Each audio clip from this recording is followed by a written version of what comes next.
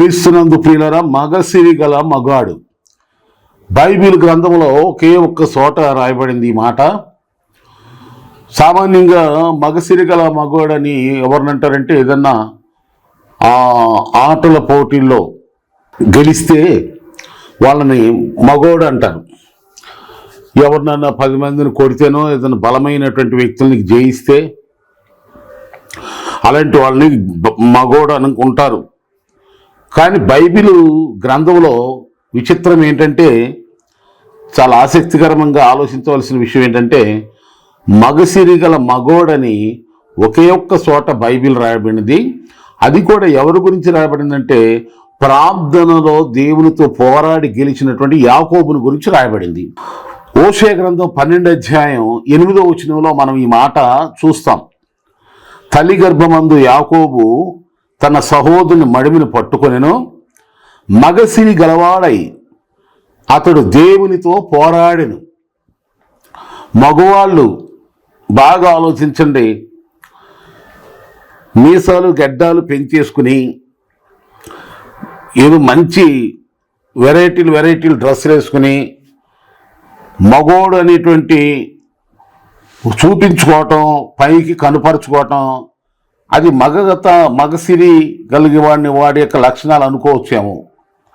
ఒకవేళ మీసాలు గడ్డాలు ఉంటే తప్పలేదు, మంచి డ్రెస్ వేసుకుని ఒక మగవానిగా ఉండవలసినటువంటి ధరించుకోవాల్సిన వస్త్రాలు వేసుకోవటం తప్పు లేదు. కానీ ఇక్కడ బైబిల్ చెప్పే మాట ఏంటంటే, మన అందరికీ ముఖ్యంగా మగవాళ్ళు ప్రార్థన చేసేవాళ్ళే, అది కూడా దేవునితో పోరాడి గెలిచినటువంటి వాడే మగవాడు. మగసిరి ఈ మాట డివైడ్ చేద్దాం. మగసిరి అంటే ఆస్తి. యేసులో చెప్పారు కదా, మీరు సిరికిని దేవునికి దాసులు కారేరు అంటే. సిరి అంటే ఇక్కడ మన అర్థం ఏంటంటే, ఒక ఆస్తి లాంటిది, ఒక ధనము, విలువైనది. అంటే మగవాడు సిరి కలిగిన వాడు. అంటే మగతనము అనేది ఒక ఆస్తి లాంటిది, అది ఒక ఐశ్వర్యం లాంటిది. అయితే మనకున్నటువంటి ఆ మగసిరి, ఆ మగతనాన్ని ఎక్కడ చూపించాలంటే, దేవుని దగ్గర ప్రార్థన చేసి ప్రార్థనలో పోరాడి గెలుచుట్లో చూపించాలి మగతనం ఏంటో. యాకోబు గురించి బైబిల్లో ఆదికాండం 32వ అధ్యాయంలో కూడా 24వ వచనంలో కూడా అక్కడ రాయబడింది. యాకోబు ఒక్కడే మిగిలిపోయాను, పెరుగులాడెను, నన్ను ఆశీర్వించే వరకు నేను నిన్ను విడిచిపెట్టిన. దేవునితో మాట్లాడినప్పుడు దేవుడు నన్ను పోని అన్నా కానీ పోతే దేవుడు తన మడిమిని కొట్టాడని, ఆ మడిమి ఇరిగినా కానీ దేవుణ్ణి విడిచిపెట్టల. వినండి, ప్రార్థనలో పోరాడి గెలిచేటువంటి వాడే నిజమైన మగోడు. సమస్యలు వచ్చినాయా, కష్టాలు వచ్చినాయా, కుటుంబంలో ఆర్థిక పరిస్థితుల, ఇంకా ఏమైనా సరే పోరాటాల, ఈ పోరాటాలన్నిటి మీద నీకు జయం పొందాలంటే, అది ఏ పోరాటం అన్నావని, ఈ పోరాటాలన్నిటిపైన నీకు జయం కలగాలి అంటే దేవునితో పోరాడాలి. దేవునితో పోరాటం అంటే ఎలా? ప్రార్థన చేస్తూ, పెనుగులు ఆడుచూ, దేవుణ్ణి వేడుకుంటూ, బతిమలాడుకుంటూ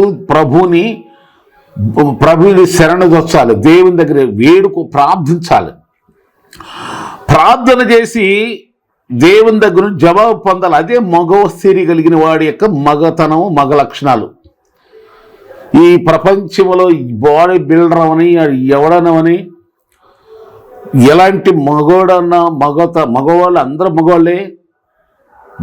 కానీ అసలు సిసలైనటువంటి మగసిరి కలిగిన మగాడు ఎవరై అంటే, దేవుని దగ్గర ప్రతి విషయం చెప్పి ప్రార్థించి పొందుకోవాలి, దేవుని దగ్గర జవాబు పొందుకోవాలి. అది మగవాని యొక్క లక్షణం. చూడండి, చాలామంది పురుషులు, మగవాళ్ళు ఆడపిల్లలాగా ఏడుస్తూ ఉంటారు. ఆడవాళ్ళు చేశారంటే అది ఒక విధంగా ఏదో పాపం ఆడవాళ్ళు కదా ఏడుస్తున్నారులే అనుకుంటాం. మగవాళ్ళు ఏడవచ్చా? ఏడవచ్చు. ఎక్కడ ఏడవాలి? దేవుని సన్నిధిలో ప్రార్థించు, దేవుని దగ్గర ఏడవాలి, పోరాడాలి, పెనుగులాడాలి, బతిమాలుకోవాలి, దేవుడు జవాబు ఇచ్చేవారు కూడా నేను ఈ మోకాళ్ళ మీద లెగను, ఈ ప్రార్థనలోనూ నేను లేవను, ఉపవాసం మానను, దేవుడే నాకు జవాబు ఇవ్వాలని ఆశ్రయించాలి, నేను అడిగింది ఇవ్వాలనేటువంటి పట్టుదల రోషం పాసం ఉంటే జరగాలి.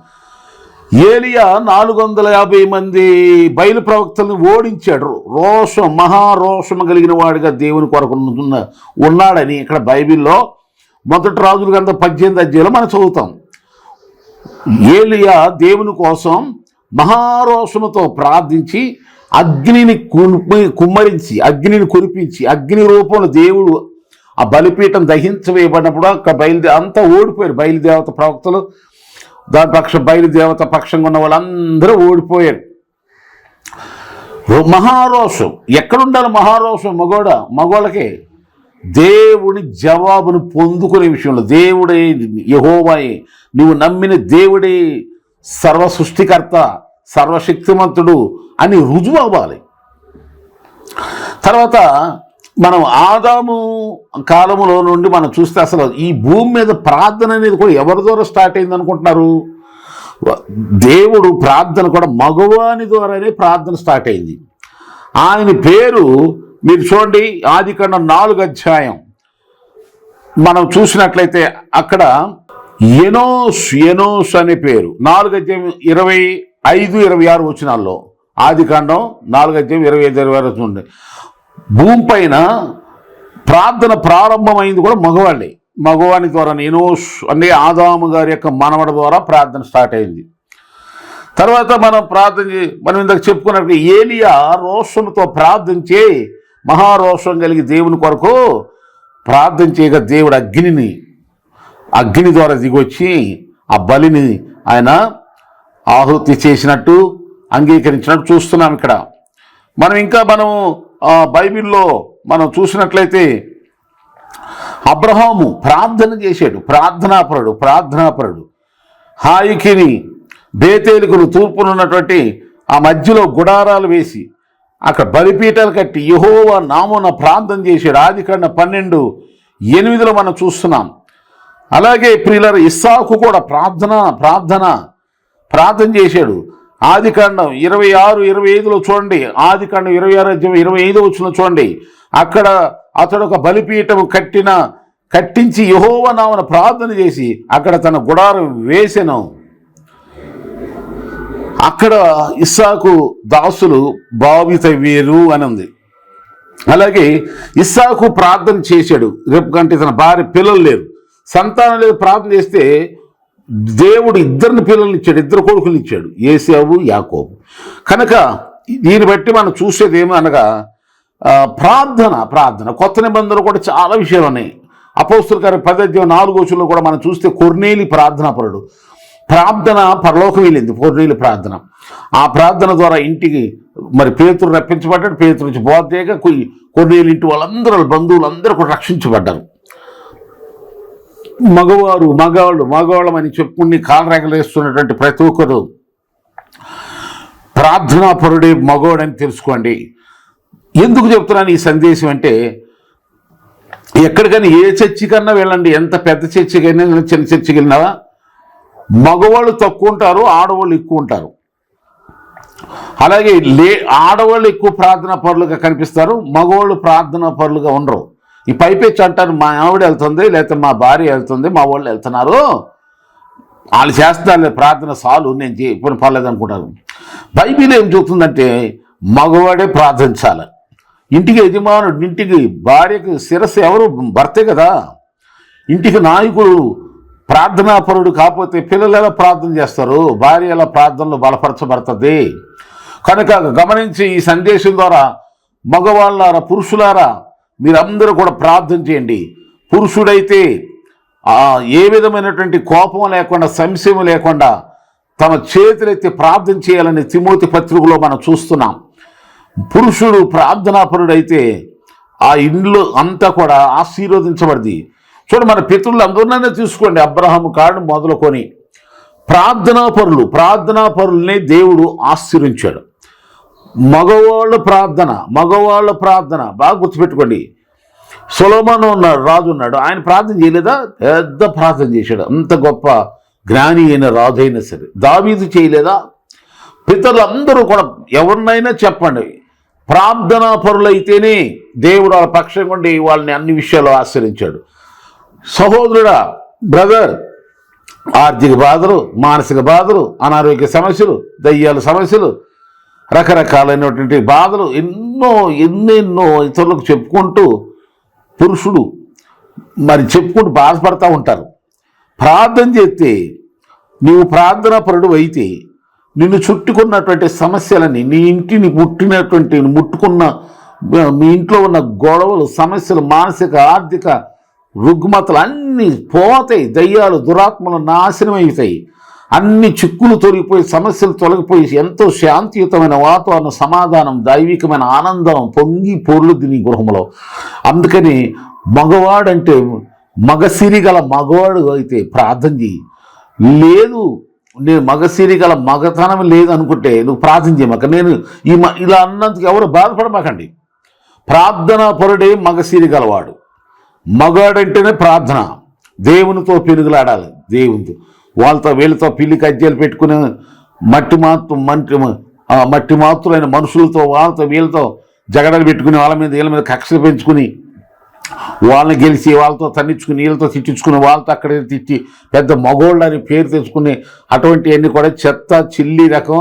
దాని ద్వారా ఏ విధమైనటువంటి ప్రయోజనాలు రాకపోగా అందరూ శత్రువులు అయిపోయి, నీ ఇంటికి నీ పిల్లలకి అందరూ విరోధులు అయిపోయి, నీవు ఉన్నటువంటి సంతోష, సమాధానం, శాంతిని అన్నీ కోల్పోతారు మగవాళ్ళు. పురుషులారైనండి, ప్రార్థన చేయి. చర్చి కంటే ముందు నువ్వు ఉండాలి. ఫస్ట్ నీవు ముందు నడవాలి, అందరినీ నడిపించాలి. నీ భార్య నడిపించాలి, నీ పిల్లలు నడిపించాలి. కనుక ఒక మంచి ప్రార్థనాపరుడైన మగవాడిగా నీ ఇంటిని, నీ కుటుంబాన్ని దిద్దుకో.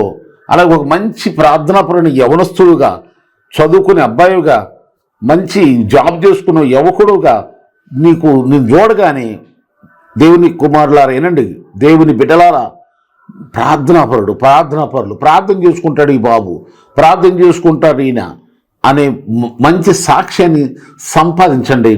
అది నీకు గౌరవం, ఘనత, విలువ. దేవునితోనే పోరాడి గెలిచిన చూడండి, ఒక ప్రధానమంత్రి దగ్గరికి వెళ్ళి ఏదైనా ఒక పని సాధించుకొచ్చాడు, ఎంత గొప్పగా ఫీల్ అవుతారు.